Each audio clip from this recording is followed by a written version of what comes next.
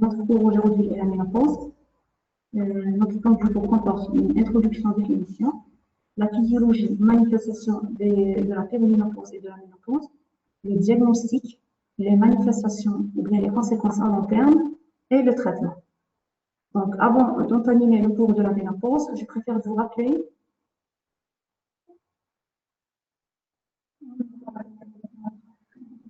Ah, d'accord. Avant, je vous en prie.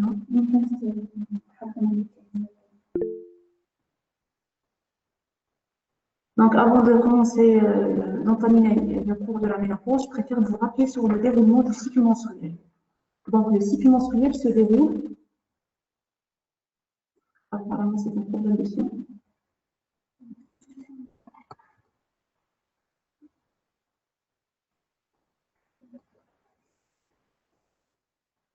Donc, avant de passer au cours de la ménopause, je préfère vous rappeler sur le déroulement du cycle menstruel. D'accord.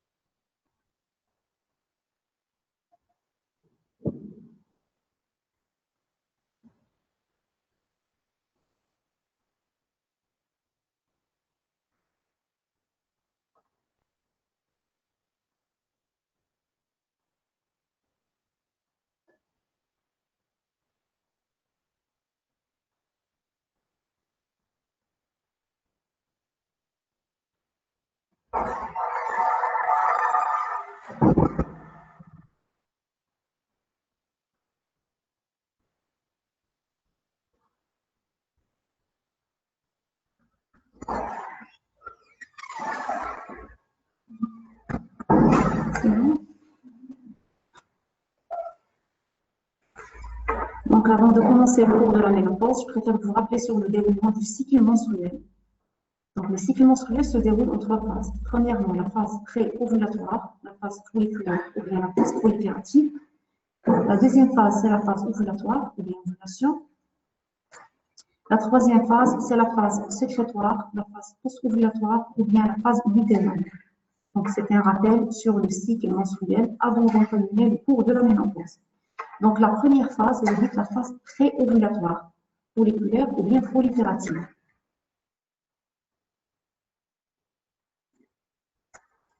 La phase, elle est dite pré-folliculaire, pré-ovulatoire parce qu'elle précède l'ovulation. Elle est dite folliculaire parce que lors de cette phase se fait le développement du follicule et des grappes. Elle est dite phase proliférative parce que lors de cette phase, les œstrogènes sécrétés par le follicule en croissance stimulent le développement, la croissance ou bien la prolifération de l'endomètre.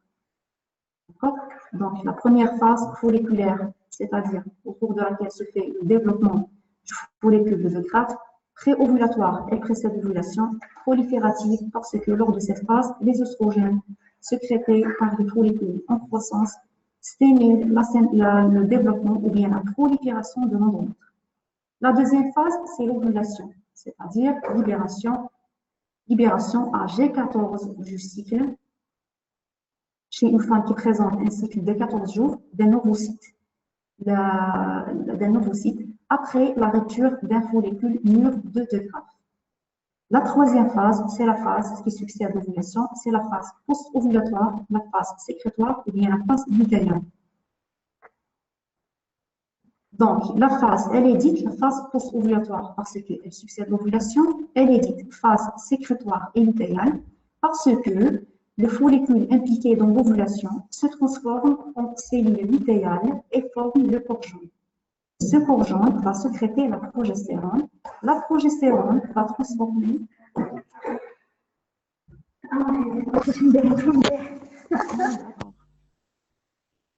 بس معوله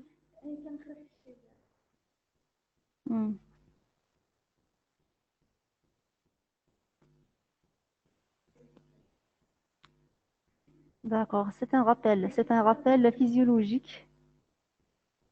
اللي حابين نشوفوها باش نركزوا. C'est la mémoire visuelle.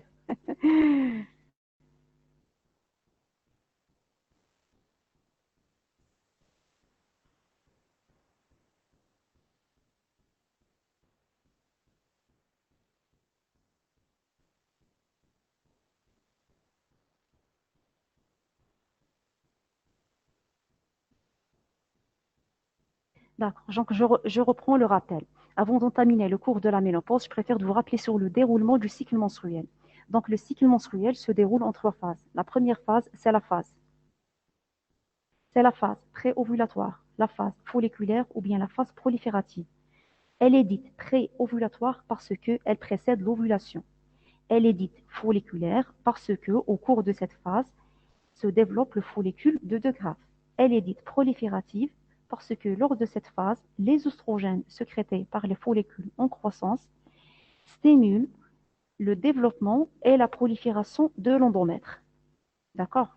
La deuxième phase, c'est l'ovulation qui se définit par libération ou bien la rupture d'un follicule de De Graaf mûr et la libération d'un ovocyte prêt à être fécondé.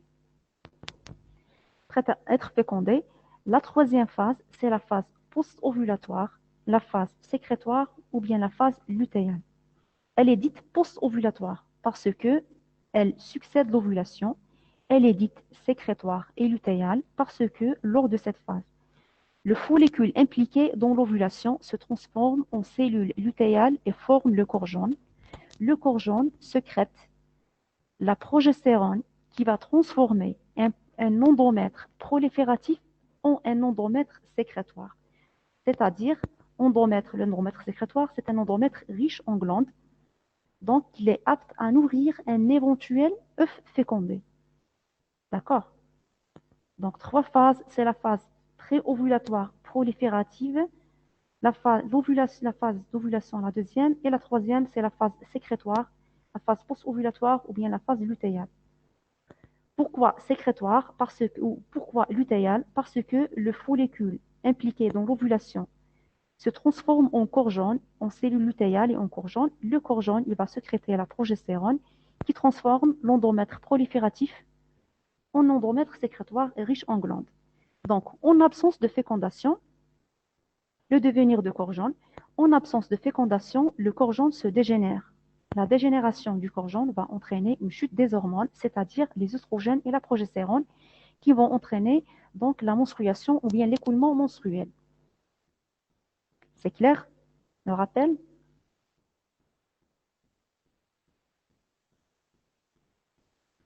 Le corps jaune, donc une question, le corps jaune sécrète seulement la progestérone ou bien non? Le corps jaune sécrète la progestérone en grande quantité et l'œstrogène en petite quantité. Donc en dehors ou bien en absence de fécondation, le devenir du corps jaune, le corps jaune se dégénère. La dégénérescence va entraîner une chute des hormones oestrogènes, progestérone, ce qui va entraîner la menstruation.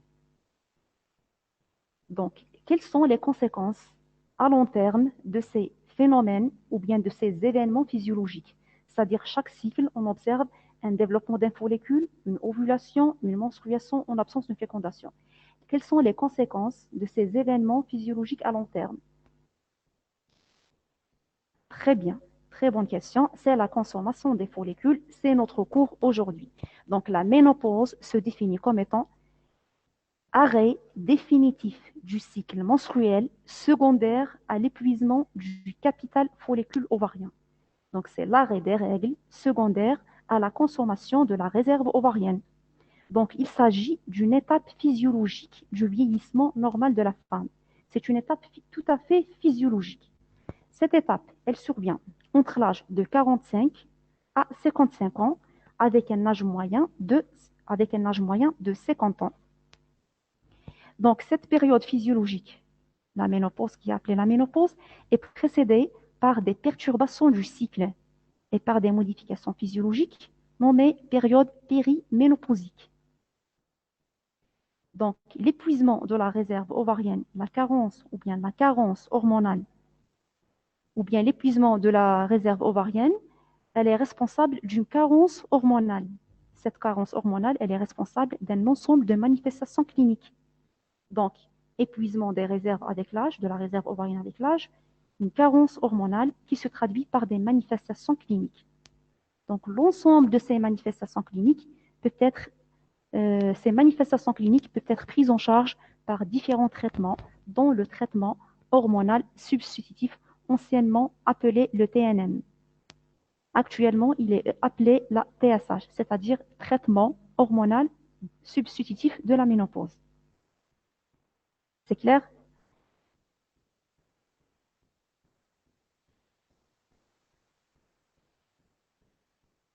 Très bien. Donc, on passe au deuxième chapitre, physiologie et manifestations cliniques de la périménopause et de la ménopause. Donc, la ménopause est précédée par une période qui s'appelle périménopause. La périménopause, c'est une période physiologique également. Elle est marquée par des manifestations cliniques et par des modifications physiologiques. Donc, lors de cette phase, on observe une diminution seulement, une diminution de la réserve ovarienne. Donc, la diminution de la réserve ovarienne va entraîner une diminution de la FSH, plutôt une augmentation de la synthèse de la sécrétion de FSH. Augmentation de la sécrétion de FSH par deux mécanismes. Premièrement, c'est une diminution de la sensibilité. Au cours de cette phase, on observe une diminution de la sensibilité ovarienne aux gonadostémilines, c'est-à-dire diminution de la sensibilité ovarienne et la FSH et les LH. La conséquence de la diminution de la stimulation, c'est une augmentation de la FSH. Deuxièmement, au cours de cette phase, on observe également une augmentation de la FSH par un deuxième mécanisme. Par quel mécanisme? La diminution de la réserve ovarienne entraîne une diminution de la sécrétion d'inhibine. L'inhibine, c'est une hormone sécrétée par l'ovaire, par le follicule ovarien. Le rôle de l'inhibine, c'est d'inhiber la sécrétion de FSH, d'inhiber la sécrétion de LH-RH et inhibition de l'aromatisation des androgènes. Donc, la diminution de la sécrétion d'inhibine va entraîner, donc tant que l'inhibine, elle inhibe la sécrétion de FSH, donc la diminution de la sécrétion de l'inhibine par diminution de la réserve folliculaire va entraîner une augmentation de la sécrétion de FSH. Donc, période périménopausique, je reprends, c'est une période qui précède la ménopause. Elle est caractérisée par des manifestations cliniques et par des modifications physiologiques. Donc, biologiquement, on a une augmentation de la synthèse de FSH ou bien augmentation de la sécrétion par deux mécanismes. Diminution de la sécrétion de l'inhibine, parce que le rôle de l'inhibine, c'est d'inhiber la sécrétion de FSH. Donc, diminution d'inhibine, augmentation de la synthèse de FSH. Deuxièmement, on observe également une diminution de la sensibilité ovarienne aux gonadostémilines, c'est-à-dire au FSH-LH. La conséquence, c'est l'augmentation de FSH. C'est clair?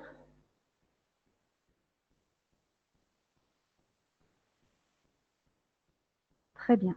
Donc, au cours de cette phase, on observe également une détérioration des systèmes de rétrocontrôle avec des troubles de l'ovulation. Donc, au cours de cette phase, on observe d'une façon une diminution de la réserve ovarienne et d'une autre façon des follicules ovariennes de mauvaise qualité. Donc, un follicule ovarien de mauvaise qualité plus détérioration des systèmes de rétrocontrôle, c'est-à-dire détérioration des systèmes de contrôle de l'ovulation, la conséquence, c'est une dysovulation ou bien anovulation, c'est-à-dire un ovule, une ovulation défectueuse ou bien absence d'ovulation. Donc, la conséquence de la dysovulation, c'est quoi?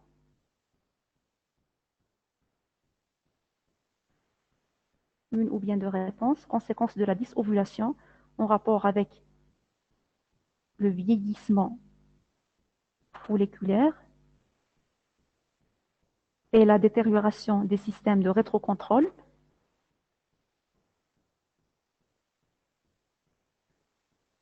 Les conséquences, c'est un corps jaune de mauvaise qualité.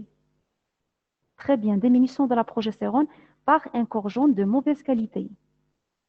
Diminution d'estrogène de la progestérone, oui.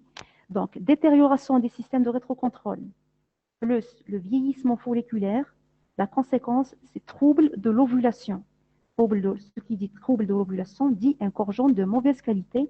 Un corps jaune de mauvaise qualité, la conséquence, c'est la diminution de la progestérone, c'est-à-dire une insuffisance lutéale. Donc, cette insuffisance lutéale, elle va être compensée par une hyperoestrogénie, par une augmentation de la sécrétion des oestrogènes. Donc, une hyperoestrogénie. D'accord? Donc, les perturbations ou bien les modifications biologiques, une augmentation de la FSH par deux mécanismes. Premièrement, diminution de la stimulation ovarienne aux gonadotrophines ou bien de la réponse ovarienne à la stimulation par les gonadotrophines. Et deuxième mécanisme, c'est diminution de la synthèse d'inhibine par les follicules ovariens. La conséquence, c'est l'augmentation de la sécrétion de FSH. Deuxièmement, la détérioration des systèmes de rétrocontrôle entraîne des troubles de l'ovulation, voire anovulation, c'est-à-dire absence d'ovulation ou bien ovulation défectueuse. La conséquence, c'est un corps jaune de mauvaise qualité. L'origine de la progestérone, c'est le corps jaune. Donc, corps jaune de mauvaise qualité, diminution de progestérone ou bien insuffisance lutéale qui va être compensée par une hyperoestrogénie. Le système de rétrocontrôle, c'est le feedback, c'est-à-dire l'augmentation de FSH, c'est le feedback en général, le rétrocontrôle. C'est clair? La durée de la périménopause. La durée de la ménopause, la périménopause, elle peut durer de quelques semaines, de quelques mois jusqu'à plusieurs années. De quelques semaines, de quelques mois plutôt, jusqu'à plusieurs années. C'est clair? Donc, conséquence de l'insuffisance lutéale, c'est l'hyperoestrogénie. Les manifestations, deuxièmement, après la physiologie de la périménopause, les manifestations cliniques. Pourquoi l'hyperoestrogénie? L'hyperoestrogénie, elle résulte de l'insuffisance lutéale. Donc, c'est une insuffisance lutéale en rapport avec un corps jaune de mauvaise qualité, en rapport avec une détérioration du système de rétrocontrôle et en rapport avec un follicule ovarien de mauvaise qualité. De mauvaise qualité. Donc, la conséquence de cette insuffisance lutéale, une hyperoestrogénie relative, une compensation de l'insuffisance lutéale par une hyperoestrogénie, par une sécrétion excessive des oestrogènes. C'est une hyperoestrogénie relative. C'est clair?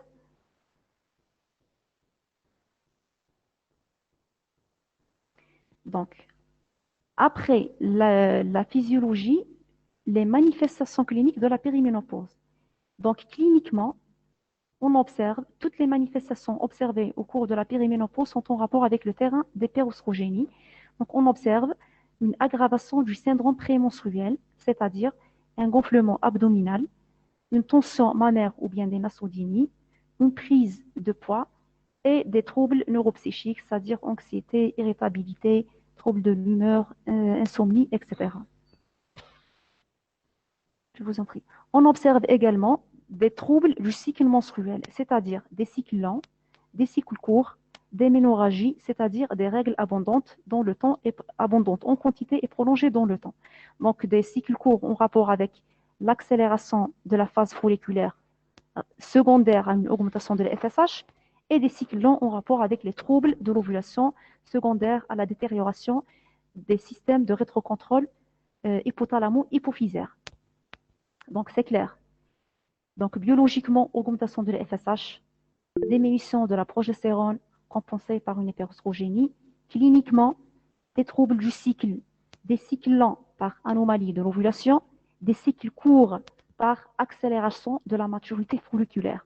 Donc, l'accélération de la maturité folliculaire, c'est la conséquence de l'augmentation de la FSH. Donc, le rôle de la FSH, c'est le développement des follicules ovariens. Donc, ce qui dit augmentation de FSH dit accélération de la maturation folliculaire, qui se traduit cliniquement par des cycles courts, par le rétrécissement de la phase folliculaire. Les cycles lents ont rapport avec les anomalies de l'ovulation. Et le deuxième signe après les troubles du cycle sont les ménorragies. Les ménorragies, la définition des ménorragies, c'est des règles abondantes en quantité, prolongées dans le temps. Les ménorragies, c'est un trouble fonctionnel qui résulte de la desquamation d'un endomètre hypertrophique. Pourquoi l'hypertrophie endométriale, elle est secondaire au terrain d'hyperoestrogénie. Donc, hyperostrogène, prolifération ou bien hypertrophie de l'endomètre, la desquamation d'un endomètre hypertrophique donne des règles abondantes en quantité et prolongées dans le temps. C'est clair? Le gonflement abdominal est en rapport avec l'hyperostrogénie.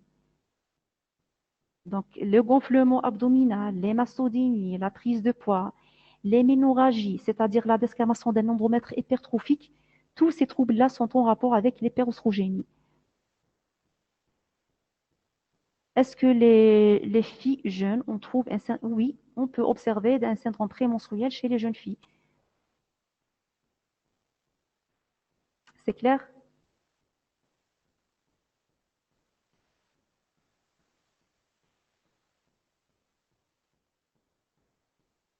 Très bien. Donc, on passe à la physiologie.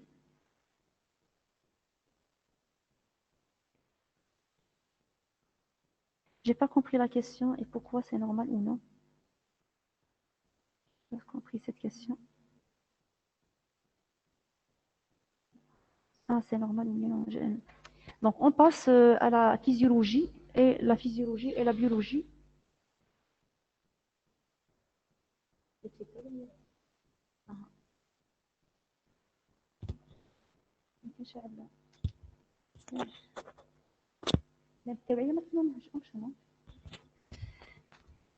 Donc, on passe à la physiologie et les manifestations cliniques de la ménopause. Donc, la ménopause, par définition, c'est l'arrêt définitif du cycle menstruel secondaire à l'épuisement du capital follicule ovarien. Donc, la conséquence de l'épuisement de la réserve ovarienne, c'est la diminution des œstrogènes. Donc, dans ce cas-là, pas d'œstrogène, c'est-à-dire effondrement du taux d'œstrogène. Par conséquence, une augmentation de la sécrétion de la FSH et de l'LH par levée du rétrocontrôle exercé par les œstrogènes. Donc, épuisement de la réserve ovarienne. Donc, l'origine des œstrogènes, ce sont les follicules ovariens en croissance. Donc, pas de follicules ovariens en croissance, pas d'œstrogènes. Le résultat, c'est l'effondrement de la sécrétion de la 17-bêta-ostradiol ou bien l'œstrogène E2, avec une augmentation réactionnelle de la sécrétion de FSH, 10 fois la valeur normale, le LH, augmentation de la sécrétion, 3 fois la valeur normale. Le mécanisme physiopathologique, c'est le lever du rétrocontrôle négatif exercé par les œstrogènes. C'est clair? La physiologie de la ménopause.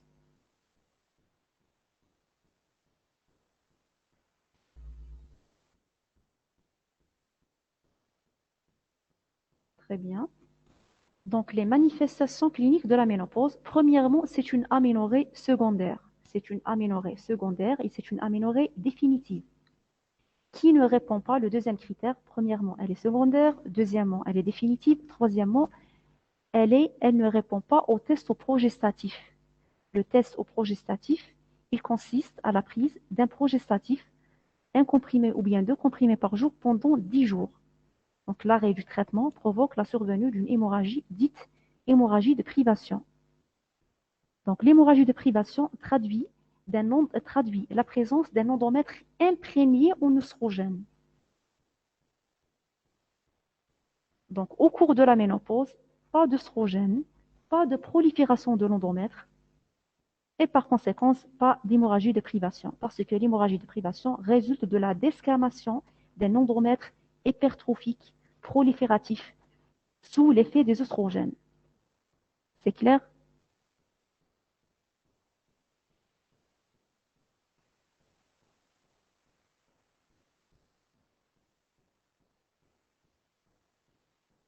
C'est quoi le test au progestatif? Je reprends. Le test au progestatif, il consiste à la prise d'un progestérone naturel, un comprimé, voire 2 comprimés par jour pendant 10 jours.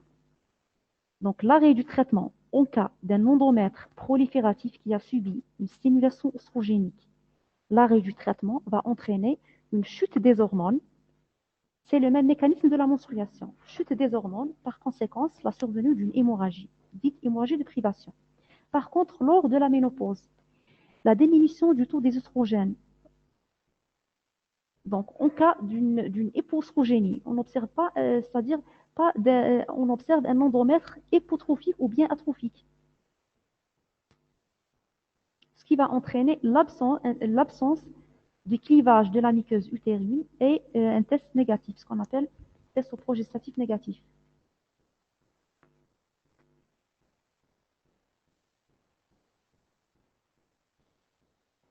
Donc, l'hyperostrogénie relative, les circonstances. Donc, physiologiquement, l'hyperostrogénie, elle est secondaire à un processus physiologique, comme elle peut être secondaire à un processus pathologique. Physiologiquement, on peut observer l'hyperostrogénie lors de la période périménopausique, comme on peut l'observer par exemple lors de certaines circonstances pathologiques, par exemple une tumeur ovarienne sécrétante.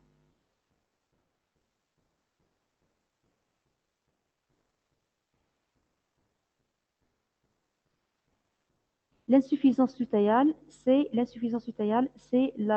l'insuffisance en progestérone.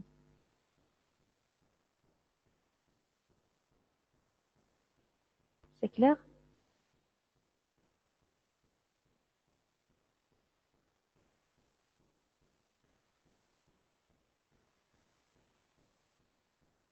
Eh bien, pour l'insuffisance lutéale, c'est chute de entre parenthèses, au cours de la ménopause, on observe une chute des oestrogènes, chute de la progestérone. Par contre, on observe une augmentation de la FSH, une augmentation de la LH. Donc, deuxième manifestation clinique de la ménopause, les manifestations bien sûr à court terme, c'est le syndrome clématérique. Le syndrome clématérique, c'est la traduction clinique initiale de la carence oestrogénique. Donc, il est inconstant, il est variable d'une femme à l'autre. Il associe le premier signe, les bouffées de chaleur. Les bouffées de chaleur, c'est le symptôme le plus fréquent. Il est d'intensité variable. Au maximum, il se traduit par une sensation de chaleur intense associée à une rougeur de la face et du tronc et des sueurs profuses, essentiellement de survenue nocturne, c'est-à-dire cette chaleur intense associée à des rougeurs, associée à des sueurs, elle survient le plus souvent la nuit et elle participe ou bien aggrave dans les troubles du sommeil. Le deuxième signe du syndrome clématérique, c'est la prise de poids. Troisième signe, les troubles neuropsychiques, c'est-à-dire l'insomnie, l'irritabilité, l'anxiété, troubles de l'humeur, dépression, etc. Et le dernier signe, c'est les troubles sexuels, sécheresse vulvo-vaginale, à l'origine des dyspareunies, c'est-à-dire à l'origine des troubles des douleurs ressenties lors des rapports sexuels. C'est clair? Donc, je reprends. La physiologie de la ménopause. La ménopause, par définition, c'est l'arrêt définitif du cycle menstruel, secondaire à l'épuisement de la réserve ovarienne ou bien du capital follicule ovarien. Donc, la conséquence biologique ou bien la traduction biologique, c'est une diminution de la sécrétion du stradiol, diminution de la sécrétion de la progestérone, par conséquence, augmentation réactionnelle ou bien augmentation de la synthèse de FSH, 10 fois la valeur normale, augmentation de la sécrétion de LH, 3 fois la valeur normale, par levée de rétrocontrôle négatif. Cliniquement, c'est une aménorrhée. Le mécanisme du poids, le mécanisme physiopathologique n'est pas connu, mais il est secondaire à une hypoestrogénie. Donc, très bonne question. Comment on explique la prise de poids au cours de la périménopause et la ménopause? Très bonne question. Parce que lors de la périménopause, on a une hyperostrogénie. Par contre, lors de la ménopause, on a une hypoestrogénie et on a quand même la même conséquence, la prise de poids. La prise de poids au cours de la ménopause, elle est expliquée par la carence oestrogénique. Par contre, la prise de poids observée lors de la périménopause, elle est en rapport avec le syndrome prémenstruel, elle est en rapport avec la rétention hydrosorbée. Donc, prise de poids, elle est observée lors du syndrome prémenstruel en rapport avec la rétention hydrosorbée. Par contre, lors de la ménopause, elle est en rapport avec la carence oestrogénique.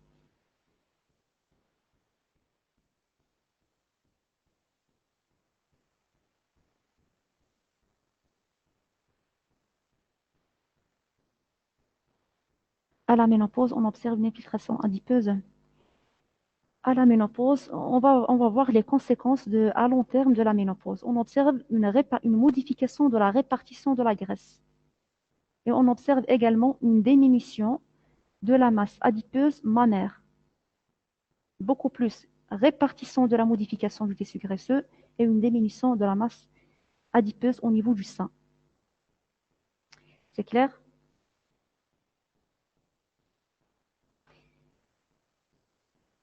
Donc, je reprends. Biologiquement, la ménopause, on observe une diminution de la d'estrogène, diminution de la progestérone, augmentation de FSH, augmentation de LH.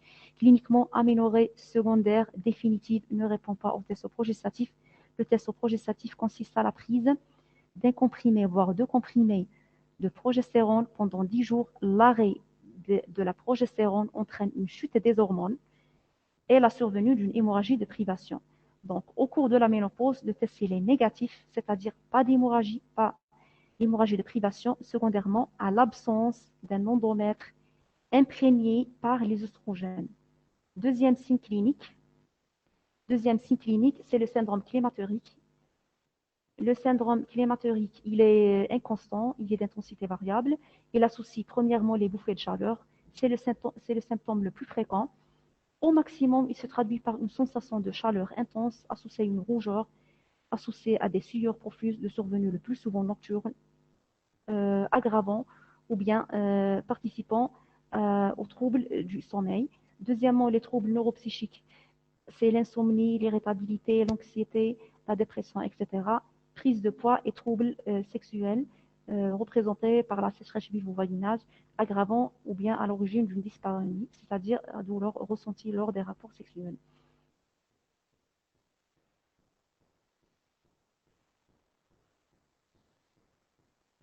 Pourquoi il n'y a pas une sécrétion de la glaire au cours de la ménopause? La réponse, c'est secondairement au terrain d'épousrogénie parce que la glaire, elle est sécrétée sous la stimulation oestrogénique. Très bien, c'est la réponse, pas d'œstrogène. Réponse juste. Dire dyspareunie, la définition des dyspareunies, douleur ressentie lors des rapports sexuels.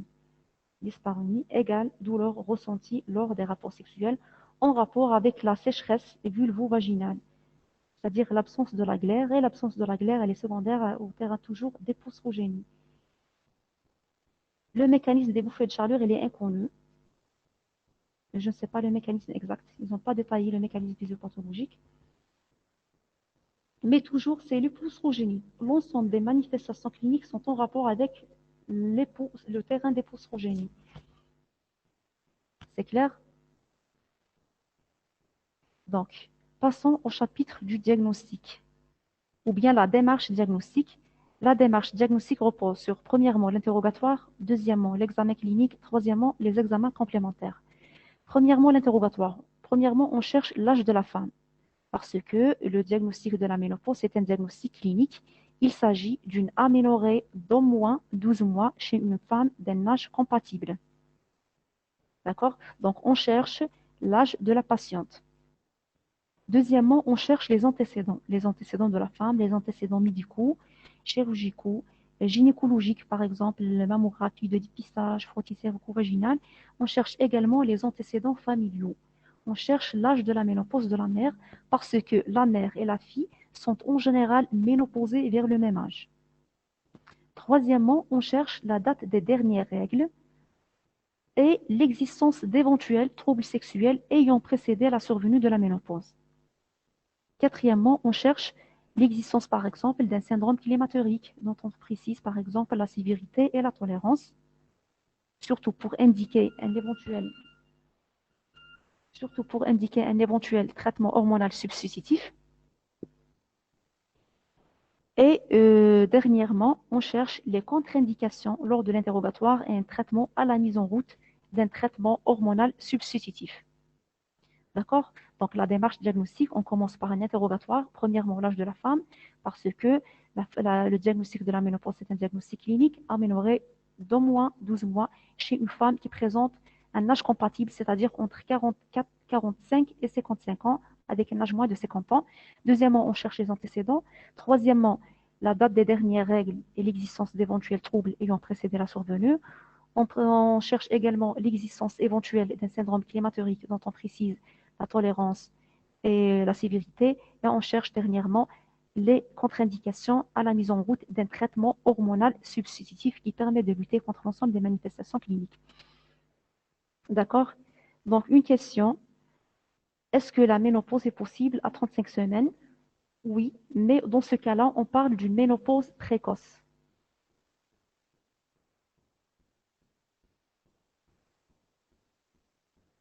Donc, beaucoup plus la mammographie, donc les examens complémentaires, beaucoup plus à la recherche d'une contre-indication, un traitement hormonal substitutif. On va voir par la suite les contre-indications relatives et absolues à la mise en route d'un traitement substitutif hormonal. Chez des jeunes filles, situation, bien sûr, il existe une question, il existe je vous calme les questions, ou les donc, une question, il existe des ménopauses chez des jeunes filles. Bien sûr, c'est une situation pathologique. Bien sûr, situation pathologique, mais on peut observer une ménopause précoce, c'est-à-dire avant l'âge de 45 ans, et même chez les jeunes filles. Bien, une question, quelle est la durée lorsqu'on constate une aménorrhée secondaire pour dire la femme en ménopause définitivement? Période 12 mois, une période de 12 mois, c'est-à-dire une année d'aménorrhée chez une femme d'un âge compatible. C'est clair? La ménopause précoce est physiologique? Non, la ménopause précoce, elle est pathologique. La ménopause physiologique, c'est une aménorrhée qui survient vers un âge compatible, c'est-à-dire entre 45 et 55 ans. Je vous donne un exemple de la ménopause précoce, par exemple, une ovarectomie secondaire à un cancer, une destruction ovarienne par une radiothérapie, chimiothérapie, par une destruction ovarienne par aux maladies auto-immunes. D'accord?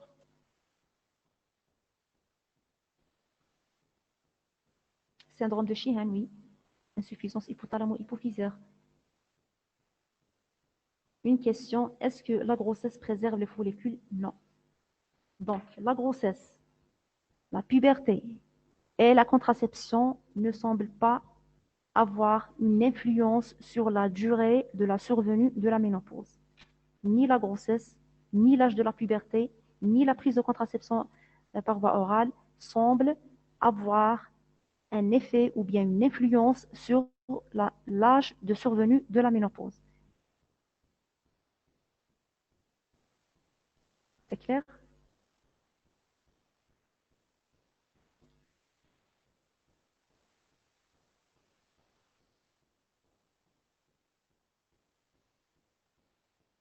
Est-ce que la femme qui présente des dystrophies ovariennes peut avoir une ménopause précoce? Ils n'ont pas constaté ça. Normalement, non. Pas d'influence de la dystrophie ovarienne sur l'âge de la survenue de la ménopause.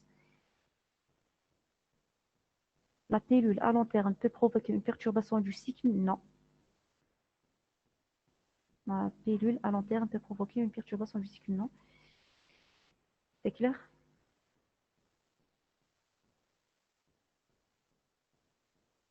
Donc, je termine, oui. Je termine. La démarche diagnostique commence par, premièrement, l'interrogatoire, deuxièmement, l'examen clinique. Donc, l'examen clinique, c'est un examen clinique et gynécologique complet. C'est-à-dire, il consiste à la prise de la tension artérielle, le pouls, la température par exemple, un examen bilatéral et comparatif des seins à la recherche par exemple d'une masse mammaire, une inspection, une palpation abdominale à la recherche par exemple d'un fibrome qui contre-indique relativement la mise en route du traitement, une inspection vulvaire, un examen au spéculum, un toucher vaginal, etc. Donc l'examen clinique, c'est un examen général complet et c'est un examen gynécologique, c'est-à-dire examen des seins, inspection vulvaire, palpation abdominale, toucher vaginal et examen sous spéculum.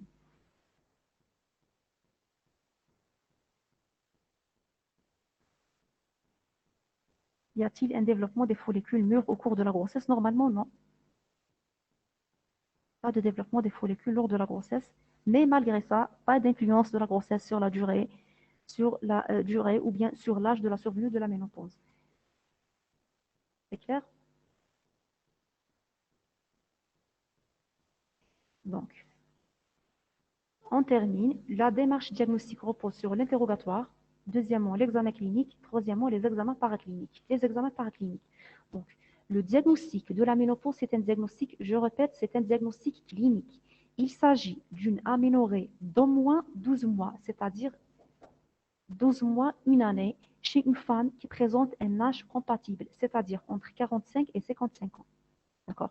Donc, le recours aux examens complémentaires se fait qu'en cas de doute diagnostique ou bien dans les cas exceptionnels. Par exemple, une femme qui a subi une hystérectomie, une femme qui a subi une ovarectomie, c'est-à-dire ablation de l'ovaire, une femme qui a subi, par exemple, une radiothérapie, destruction ovarienne par radiothérapie ou bien chimiothérapie, ou bien une femme atteinte d'une maladie auto-immune.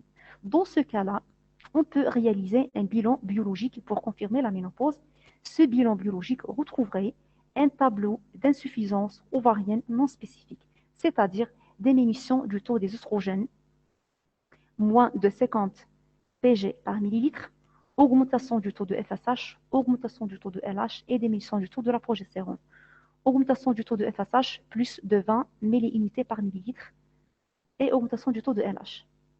Mais vous gardez, c'est un diagnostic clinique. Le recours aux examens complémentaires se fait en cas de doute diagnostique. S'il est réalisé, il retrouverait un tableau d'insuffisance ovarienne non spécifique, diminution des oestrogènes, diminution de la progestérone, augmentation de FSH, augmentation de LH. C'est clair?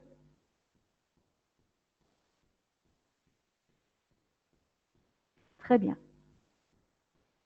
Donc, arrivons au chapitre des manifestations cliniques à long terme de la ménopause. Donc, au niveau du vagin et de la vulve, on observe une sécheresse vulvo-vaginale avec une atrophie vulvo-vaginale. Donc, la sécheresse vulvo-vaginale va être à l'origine d'une perturbation de la flore de Darlin. Donc, la flore de Darlin, qu'est-ce qu'elle fait? Quel est le rôle de la flore de Darlin?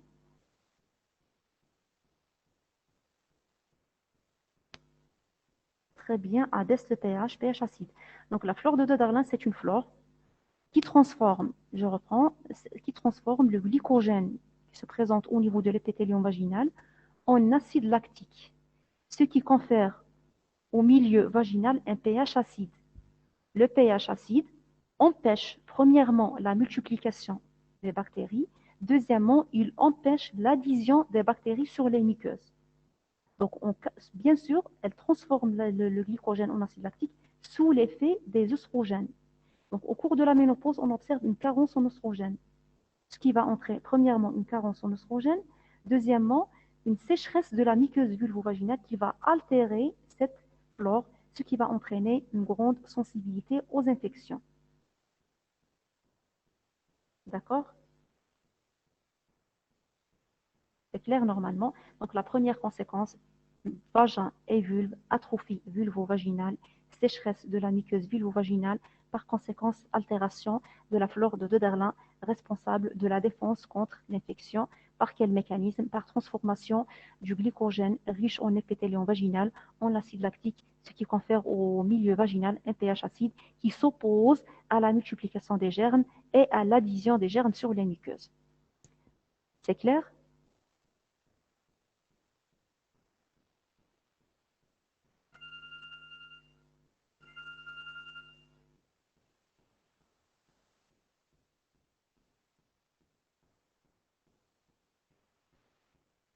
Donc, une question, est-ce que la multiparité et la nulliparité vont influencer sur l'âge de la ménopause? Non, pas d'influence, ni de la nulliparité, ni de la multiparité sur l'âge de la survenue de la ménopause.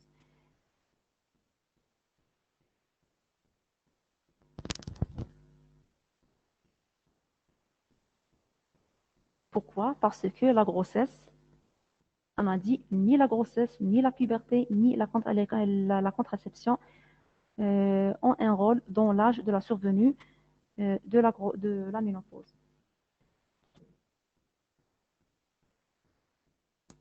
C'est clair? Donc, deuxième conséquence sur l'utérus, c'est une atrophie utérine et c'est une atrophie de l'endomètre, c'est-à-dire de la première couche de l'utérus. On observe également une diminution du volume des fibromes, pardon, parce que le fibrome, c'est une tumeur bénigne qui se développe au niveau de la deuxième couche sous l'effet d'un terrain d'hyperostrogénie. Donc, ce qui dit fibrome dit terrain d'hyperostrogénie et ce qui dit carence oestrogénique dit diminution ou bien involution du volume des fibromes. Donc sur l'utérus, je reprends, diminution du volume de l'utérus, atrophie endométriale, diminution des volumes d'éventuels fibromes avec une régression progressive de l'adénomiose. Troisième conséquence sur le poids, c'est une prise de poids. Quatrième conséquence sur le sein, c'est une diminution de la taille et de la pigmentation des mains blancs et c'est une diminution de la masse graisseuse mammaire. Sur le cœur, une question, donc le risque infectieux augmente lors de la ménopause. Bien sûr, il y a une augmentation du risque des infections vulvo-vaginales suite à une sécheresse vulvo-vaginale et suite à une perturbation de la flore de Darlin. Est-ce que la ménopause peut persister après la ménopause? Non. La ménopause, par contre, la ménopause peut régresser lors de la ménopause vu la carence oestrogénique.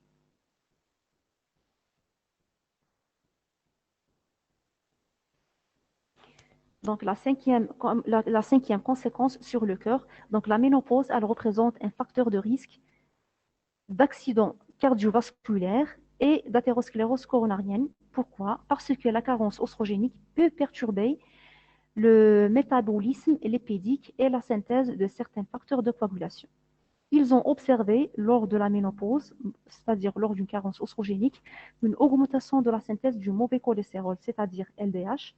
Par contre, une diminution de la synthèse du bon cholestérol qui présente un effet anti-athérogène, c'est-à-dire diminution de la sécrétion de l'HDL. Ils ont observé également une augmentation de la synthèse de certains facteurs de coagulation, notamment le facteur 5, le facteur 6, le facteur 10 et le facteur 12.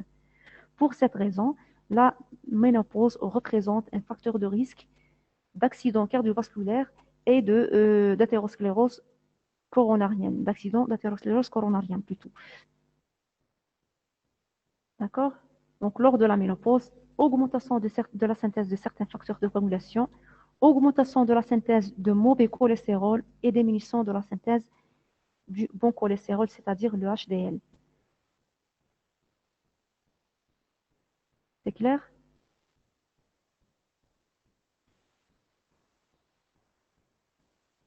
Très bien. Autre complication, c'est l'ostéoporose. L'ostéoporose, c'est une complication qui est en rapport, bien sûr, la carence oestrogénique, est en rapport avec l'accélération physiologique du processus de la déminéralisation osseuse.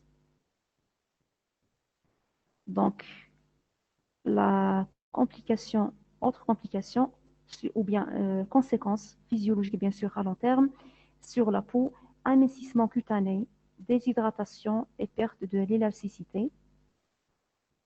Les conséquences sur les cheveux, des cheveux cassants, diminution de la pilosité axillaire, diminution de la pilosité pubienne et pilosité sur les joues et sur la lèvre supérieure de type androgénique, c'est-à-dire en rapport avec l'hyperandrogénie relative, la synthèse des androgènes par les surrénales.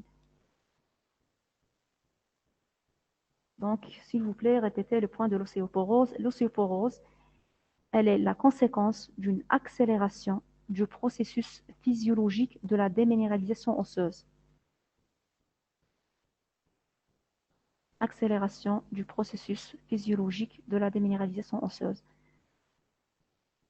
C'est un déséquilibre résultant d'un déséquilibre entre les cellules osseuses qui synthétisent l'os et qui détruit l'os. Pourquoi la diminution de la pilosité axillaire et pubienne? La diminution de la pilosité axillaire et pubienne est en rapport avec toujours la carence oestrogénique. C'est une conséquence à long terme.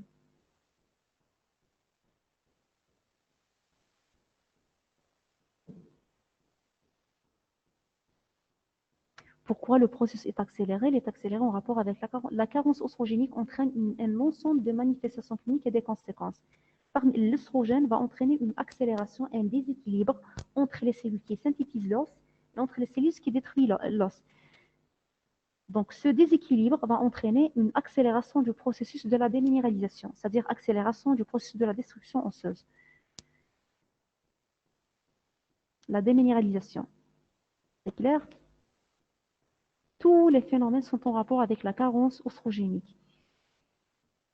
Les ostéoclastes, les ostéoblastes, oui, les cellules qui synthétisent et qui détruit l'os. C'est clair?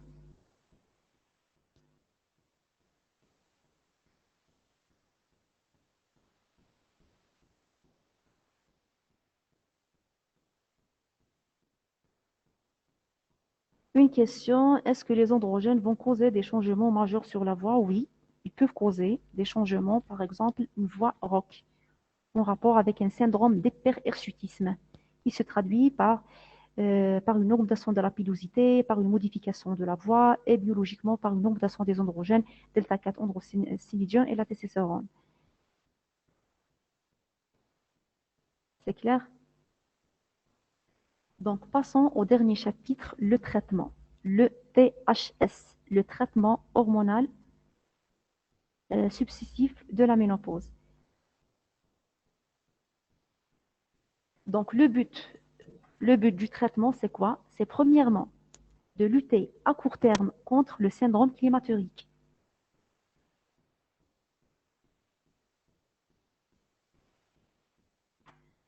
Donc, le traitement de la ménopause, le but du traitement, c'est premièrement lutter à court terme contre le syndrome climatérique et à long terme, il permet la prévention de l'ostéoporose. Donc, la prescription d'un traitement hormonal de la ménopause doit obéir à certaines conditions. Premièrement, il n'est pas indiqué ou bien il n'est pas proposé d'une façon systématique. Il est proposé qu'en cas de plainte fonctionnelle seulement, c'est-à-dire qu'en cas d'un syndrome climatérique sévère.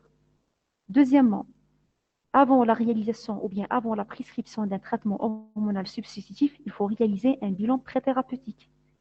Donc, il comporte par exemple un examen clinique, premièrement interrogatoire à la recherche des contre-indications d'un traitement hormonal de la ménopause. Deuxièmement, un examen clinique bilatéral comparatif des seins et examen général complet. Un bilan biologique qui comporte une glycémie, triglycérides, cholestérol et un examen radiologique, une mammographie bilatérale et comparative des seins.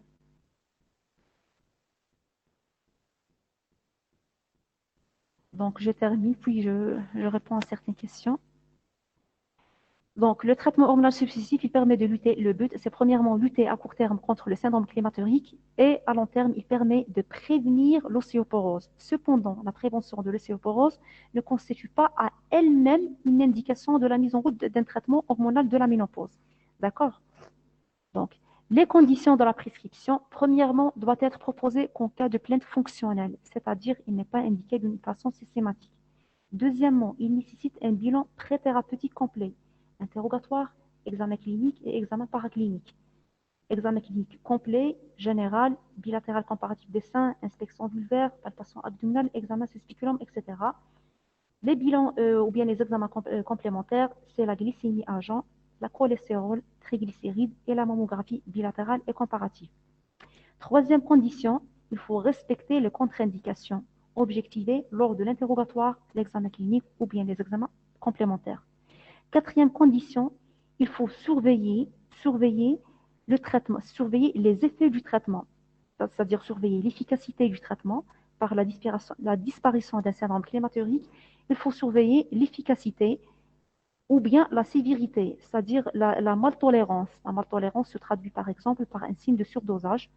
Les signes de surdosage, par exemple, représentés par des ménorrhagies, tension mammaire, gonflement abdominal, etc.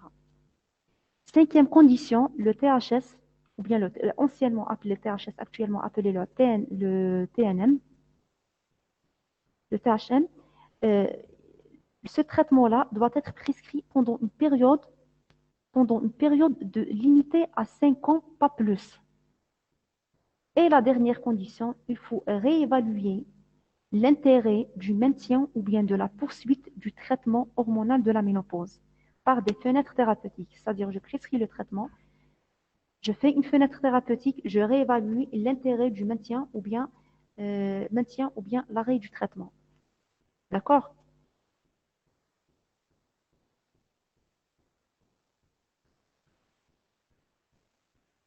Donc, le THM est systématique? Non. Il est indiqué qu'en cas de plainte fonctionnelle de la femme.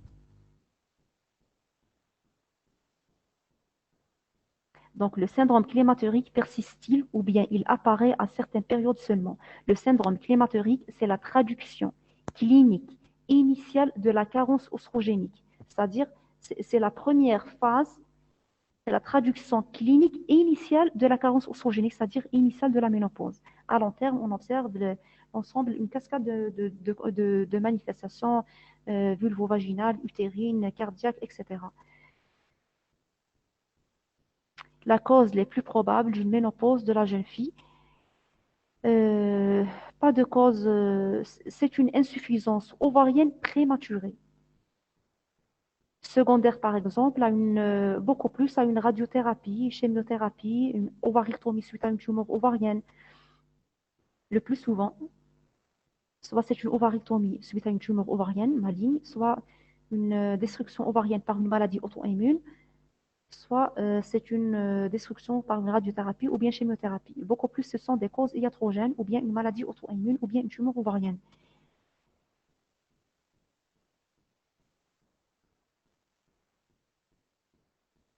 Une autre question, vraiment, on peut rétablir un cycle menstruel par injection du plasma, dans les ovaires. On peut rétablir un cycle menstruel par l'administration d'un traitement hormonal de la ménopause. Les contre-indications au traitement, oui, je vais détailler quelle est la différence entre THS et pilule œstroprogestative. Donc, presque c'est le même mécanisme de la pilule œstroprogestative. C'est l'association oestrogène-progestérone. D'accord?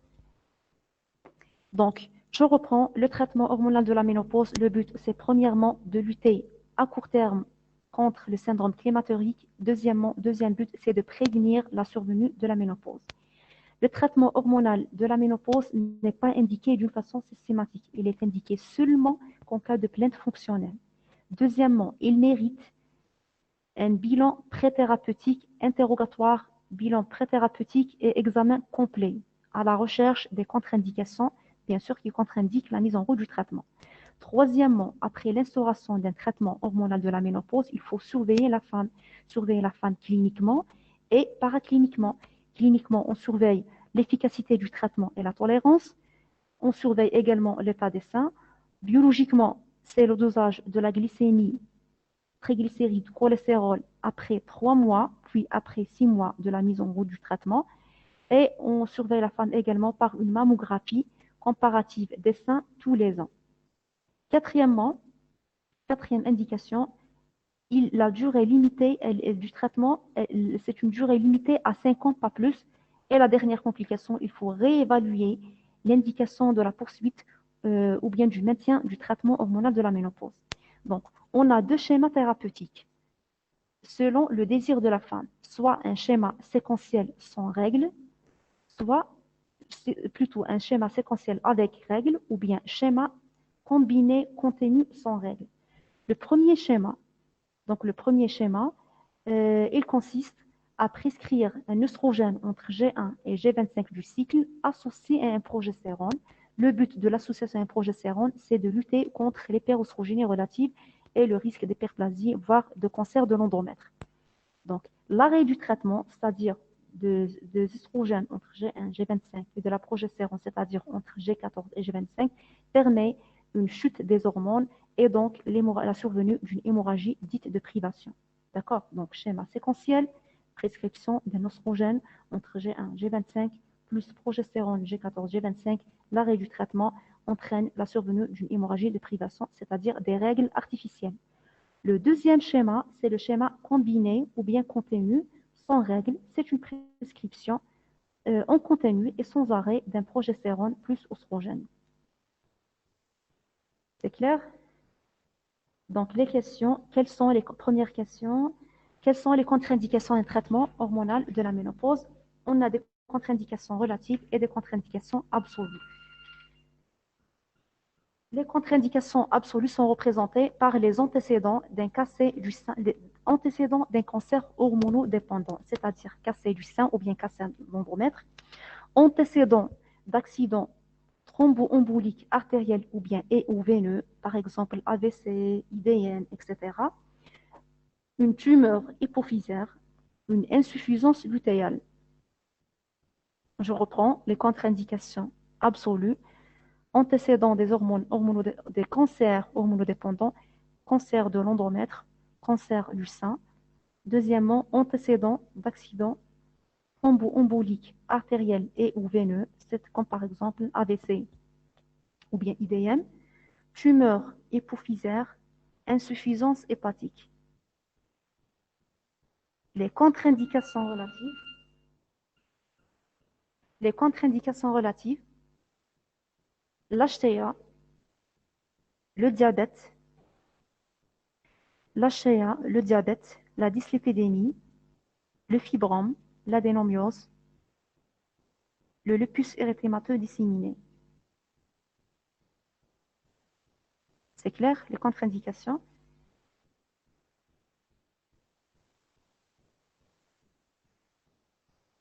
Donc, une question.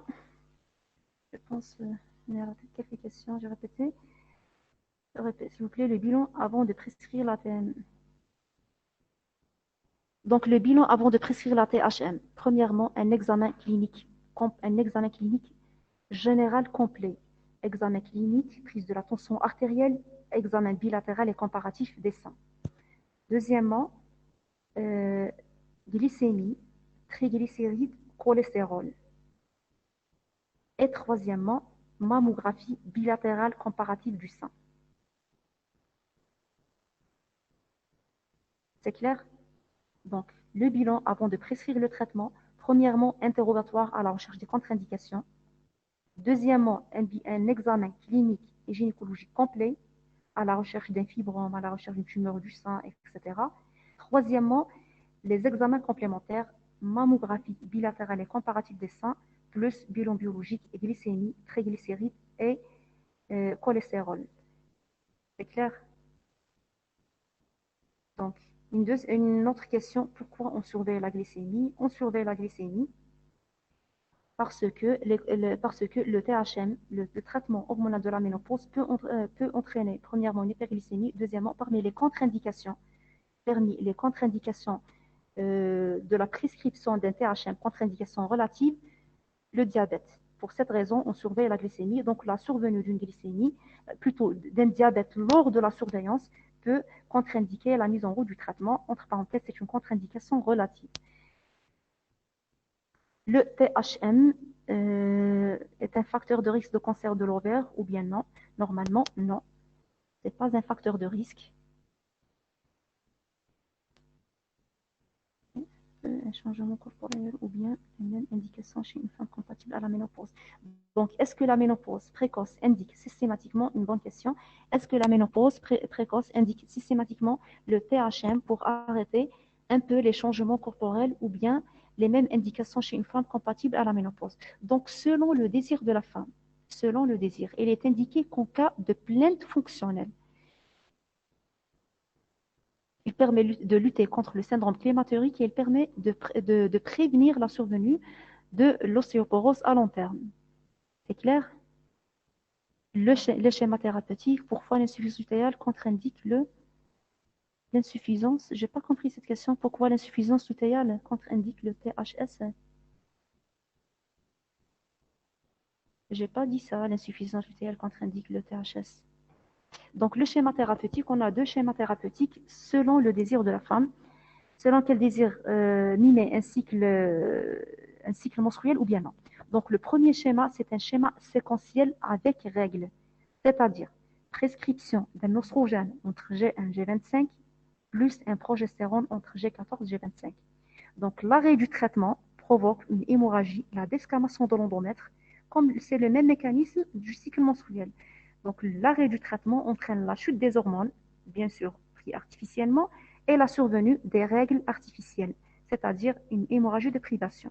Le deuxième schéma, c'est le schéma combiné ou bien le schéma continu, prise en continu d'un oestrogène plus progestérone en continu. Donc, dans ce cas-là, on n'aura pas des règles. Insuffisance hépatique. Donc, l'insuffisance hépatique, elle contre-indique absolument la prescription d'un traitement hormonal de la ménopause. C'est l'insuffisance hépatique, n'est pas lutéale, insuffisance hépatique, qui contre-indique la prescription, l'insuffisance hépatique, la tumeur hypophysaire, les antécédents d'un cassé hormonodépendant et les antécédents d'accidents artériels, thromboemboliques artériels et ou veineux.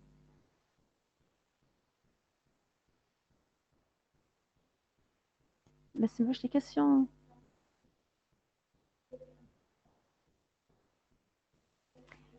Ah, d'accord. Les effets indésirables. À long terme, c'est les effets indésirables de. Premièrement, on a les signes de surdosage.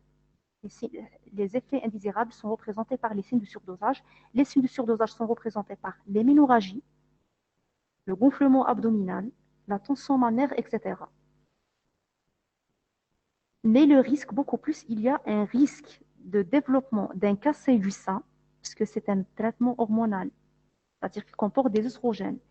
Un traitement hormonal de la ménopause prescrit au-delà plus de 5 ans risque, chez une femme, par exemple ménopausée, risque d'avoir un cassé du sein. Donc, on a des signes de surdosage ou bien des effets secondaires en rapport avec les signes de surdosage. Les ménorragies, les règles abondantes en quantité prolongée dans le temps. On a un gonflement abdominal, une tension mammaire, c'est-à-dire en général les signes de l'hyperostrogénie. En plus, s'il est prescrit au-delà de 5 ans, la femme risque de développer un cassé du sein. C'est clair?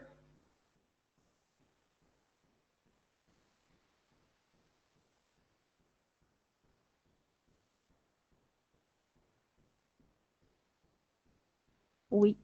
On peut observer une grossesse chez une femme en périménopause parce que la femme, au cours de la période périménopausique, on peut observer des cycles ovulatoires, des cycles anovulatoires ou bien une dysovulation. D'accord? Donc, on peut observer une grossesse lors de la phase périménopausique parce qu'il persiste quand même un certain nombre de follicules. C'est clair?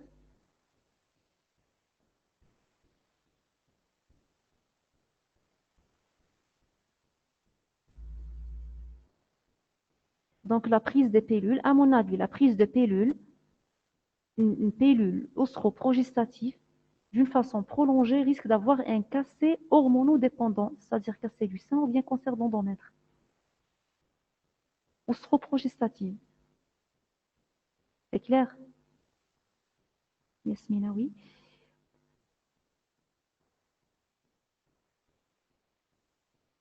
On peut faire une pause après 5 ans, puis reprendre le traitement. Donc, après,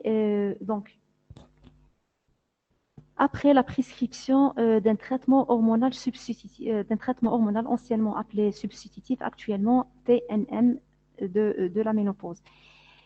Euh, donc, après la prescription d'un traitement, il faut réévaluer. Il faut réévaluer l'indication de la poursuite ou bien l'arrêt du traitement. Parce que c'est un traitement qui possède des effets secondaires qui risquent de développer chez la femme un cancer du sein. Mais on renouvelle le THM, je pense, non. Pas d'indication de renouveler le traitement après une pause. Elle est indiquée seulement pendant une période de 5 ans, voire même moins, s'il y a une bonne tolérance après l'arrêt du traitement. Même infertile présente-t-elle une ménopause clinique? Une femme infertile présente-t-il une ménopause clinique? Oui, peut-être l'origine de la fertilité chez cette femme, une ménopause précoce. Une ménopause précoce, c'est-à-dire insuffisance ovarienne prématurée. C'est clair? Une femme infertile présente-t-elle une ménopause clinique? C'est-à-dire, est-ce que la ménopause précoce peut être une cause d'infertilité? C'est ça. Elle peut être la cause d'infertilité par une insuffisance ovarienne précoce, secondairement à une ovarectomie, à une chimiothérapie, radiothérapie, maladie auto-immune, etc. C'est clair, Fatima? Oui. Autre question. Une syndrome prémenstruel, est-ce que c'est normal et pourquoi? Y a-t-il beaucoup de jeunes filles? Oui, il y a beaucoup de jeunes filles qui présentent un syndrome menstruel. C'est tout à fait physiologique en rapport avec l'hyperostrogénie, peut-être en rapport avec la dystrophie ovarienne, bilatérale parce que la dystrophie ovarienne bilatérale s'accompagne en général d'un terrain d'hyperœstrogénie. La fenêtre thérapeutique, par exemple, on fait une fenêtre thérapeutique de 3 en 6 mois et on réévalue l'indication du maintien du traitement ou bien l'arrêt du traitement. Par exemple, l'absence, même en dehors du traitement, l'absence des bouffées de chaleur indique par exemple l'arrêt du traitement. Par contre, les bouffées de chaleur et le syndrome climatorique en général. Par contre, la réapparition du syndrome climatorique avec bien sûr j'insiste, une gêne fonctionnelle indique la poursuite ou bien le retour au traitement. C'est clair?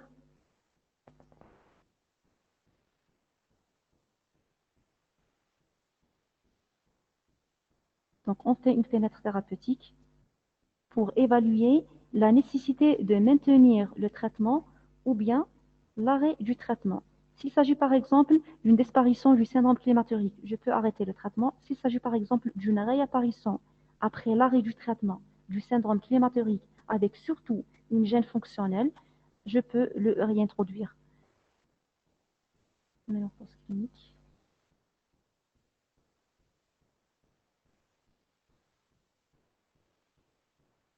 Très bonne question. Est-ce qu'on donne des progestatifs pour traiter les troubles de la périménopause? Oui, on donne des progestatifs pour traiter les troubles de la périménopause parce que lors de la périménopause, on observe une insuffisance lutéale compensée par une hyperostrogénie. Dans ce cas-là, il faut équilibrer l'hyperostrogénie et il faut corriger l'insuffisance lutéale par la prise d'un progestérone, soit un progestérone naturel, c'est-à-dire du fasson ou bien utrogesson, soit par un macroprogestatif s'il s'agit d'un fibrome ou bien adénomyose associée, c'est-à-dire un macroprogestatif gluténide. Donc la réponse, oui, le traitement de choix des troubles de la périménopause, c'est l'administration d'un progestatif pour corriger l'insuffisance lutéale et lutter contre l'hyperostrogénie. C'est clair?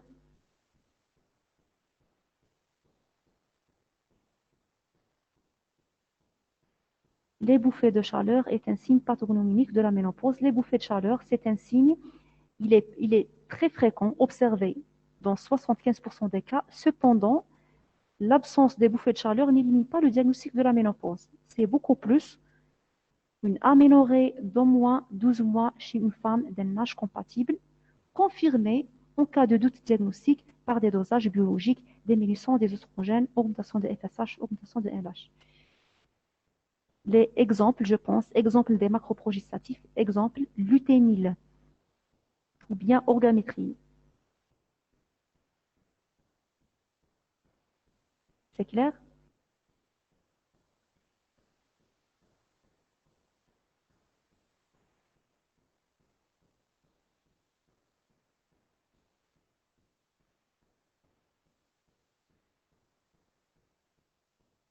Je voulais dire, est-ce qu'on peut trouver des bouffées de chaleur à part la ménopause? Peut-être. Peut-être on peut les trouver par exemple, mais secondairement par exemple, il a une autre pathologie, par exemple hyperthyroïdie.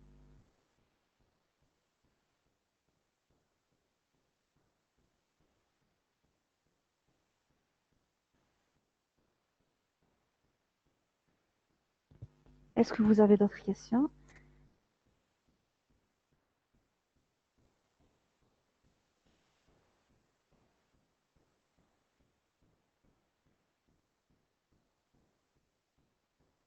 Normalement, non. Après 5 ans, on a des signes fonctionnels, avec une plainte fonctionnelle bien sûr. Est-ce qu'on réintroduit le traitement? Normalement, non. C'est une durée limitée à 5 ans, vu le risque de développer un cancer du sein. Normalement, non. Qu'en cas de plainte, je pense qu'en cas de plainte fonctionnelle chez une femme qui présente une ménopause précoce, à mon avis, hein, qu'en cas de plainte fonctionnelle et chez une femme qui présente une ménopause précoce, c'est-à-dire moins de 45 ans, chez une femme qui présente un âge moins de 45 ans ou bien une jeune fille. La sécheresse vaginale disparaît avec le traitement? Non. C'est un effet réversible. C'est un effet réversible. Donc j'arrête le traitement, là, beaucoup plus par des ovules. Il y a des ovules qui luttent contre la sécheresse vaginale. dès que j'arrête le traitement, puisque le mécanisme physiopathologique de la sécheresse pulvo-vaginale, c'est la carence oestrogénique. Les schémas thérapeutiques. Donc, le schéma thérapeutique, schéma séquentiel avec règles, prescription d'un oestrogène entre G1 et G25 du cycle, plus progestérone entre G14 et G25. L'arrêt du traitement entraîne l'hémorragie de privation ou bien les règles. Donc, séquentiel égale avec règles. Oestrogène entre G1 et G25, progestérone entre G14 et G25, l'arrêt du traitement entraîne l'hémorragie des privations ou bien des règles artificielles. Le deuxième schéma, c'est le schéma continu ou bien combiné. Prescription en continu d'un oestrogène plus progestatif d'une façon continue, permanente, sans arrêt.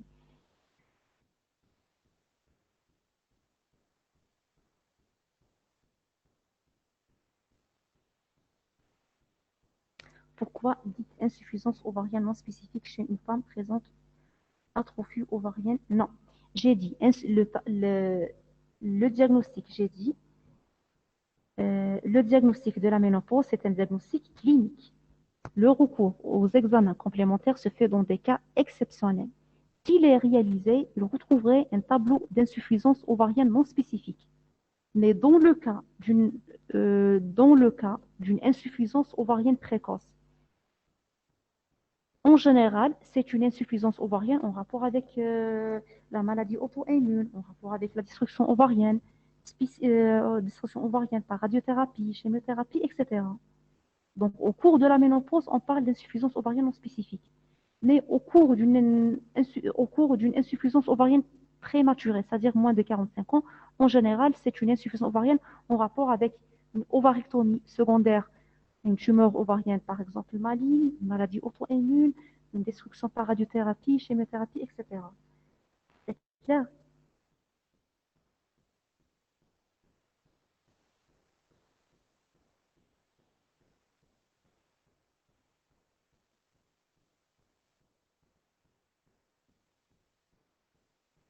C'est clair, Hamza?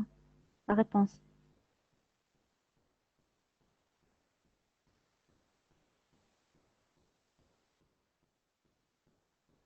Donc, peut-être on a dit non spécifique, c'est-à-dire physiologique. Peut-être le terme de non spécifique, c'est-à-dire physiologique. Mais spécifique peut être en rapport avec la tumeur ovarienne, l'ovarectomie, le terrain, le terrain d'une maladie auto-immune, la radiothérapie ou bien la chimiothérapie.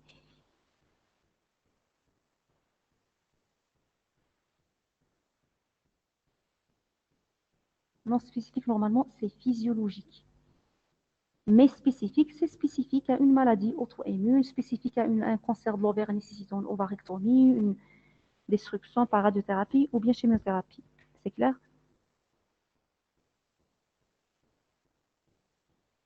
Est-ce que les causes de la dystrophie ovarienne, une cause de ménopause précoce, normalement, non. Pas d'influence de la dystrophie ovarienne sur l'âge de la survenue de la ménopause. Donc, certains, je propose de laisser les questions en fin de cours. Donc, on a terminé le cours. On a terminé le cours. Donc, grosso modo, je reprends la ménopause. La ménopause se définit comme étant arrêt définitif du cycle menstruel secondaire à l'épuisement du capital follicule ovarien. C'est une étape physiologique. Elle survient entre l'âge de 45 à 55 ans avec un âge moyen de 50 ans.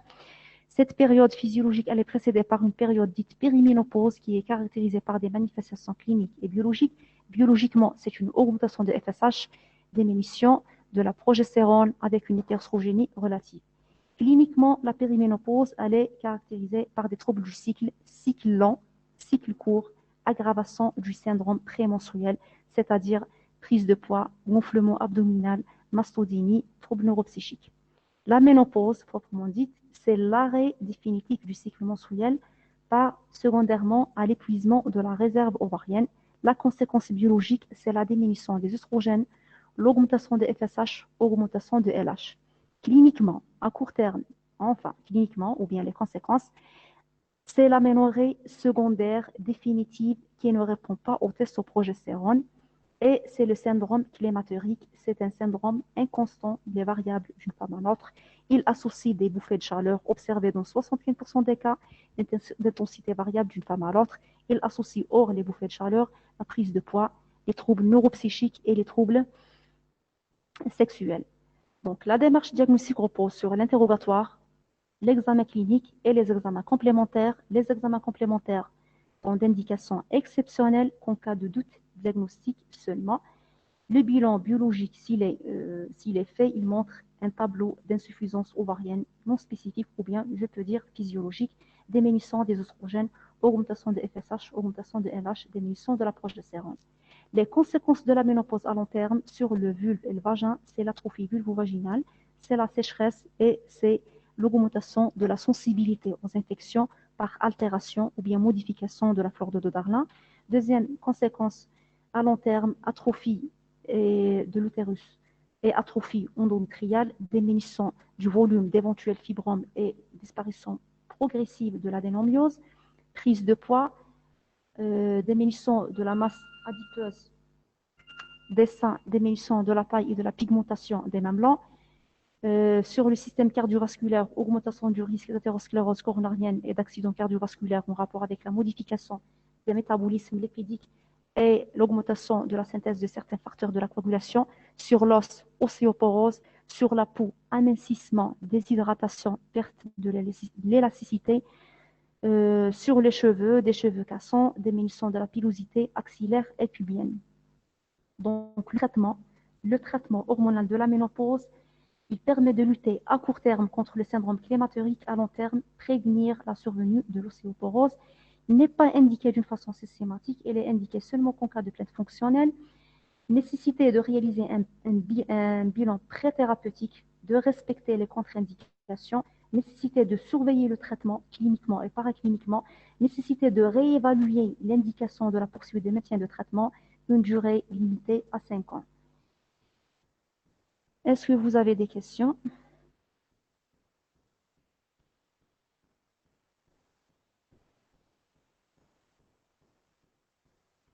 Pas de quoi?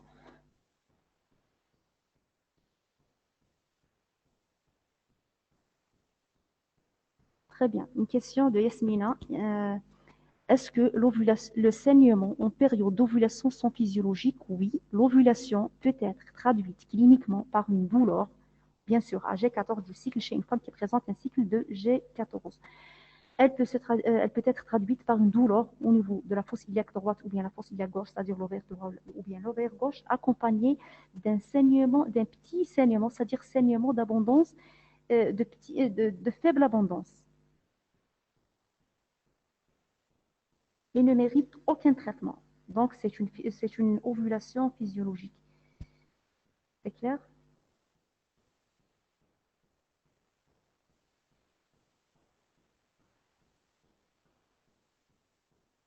Merci à vous. Bon courage. À la prochaine, Inch'Allah.